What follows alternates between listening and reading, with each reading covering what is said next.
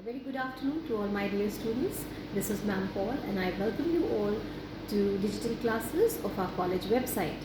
Children, this lecture of mine is going to be for the students of class 12. We have recently begun a lesson in short stories, An Astrologer's Day by R.K. Narayanan, and today we will proceed further.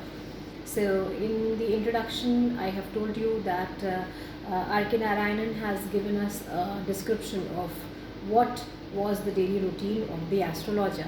Let us see. What has he said here?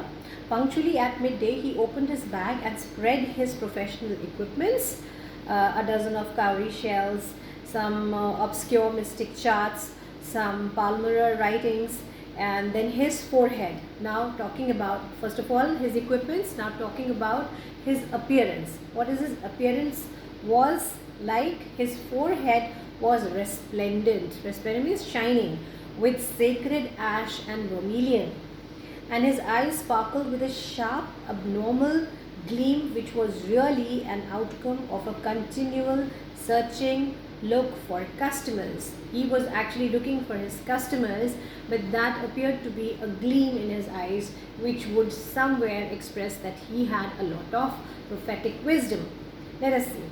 But which his simple clients took to be a prophetic life and felt comforted. Right from the beginning, we can see that the author is telling us that this was just a mere game of trick and practice. What is he saying?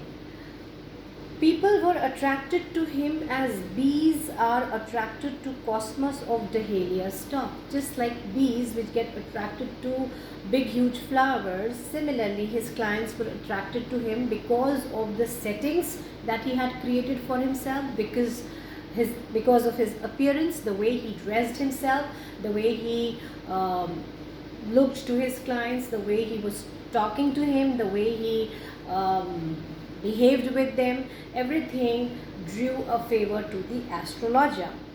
So they were attracted to him. He sat under the boughs of a spreading tamarind tree, and which flanked a path running through the town hall park. It was a remarkable place in many ways. That's what I'm saying, that his settings were so beneficial for him that fetched him a lot of clients. So that was a remarkable setting for him. A surging crowd was always moving up and down this narrow road. Why? Because it was the mid of the marketplace. This was a place where so many vendors were there, people were moving around, so there was a surging crowd of people that was gathered at that place all the time. So he didn't have to look for his clients, he could get his clients automatically. And let us see, it was a remarkable place, as we have heard. A variety of trades and occupations were represented all along its way. Medicine sellers, who were the people who were there in the marketplace? Let us see.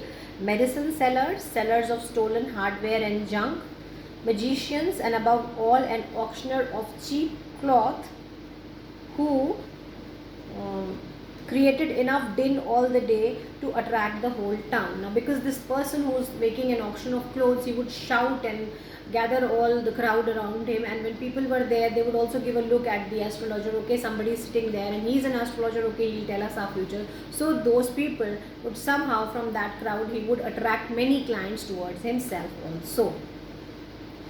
So next to him in vociferousness came a vendor of fried groundnut, who gave his ware a fancy name each day.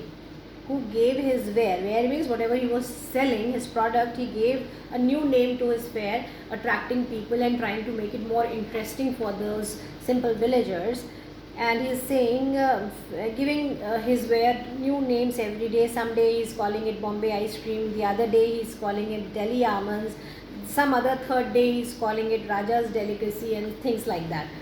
So so forth, and people flocked to him.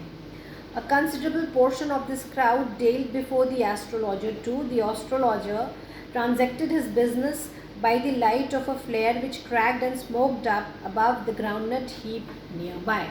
So he didn't do much for himself. The setting and the place and the environment plus the surroundings that were nearby him, they were doing him a great favor, and which drew a lot of people towards him. So what can be the summary here?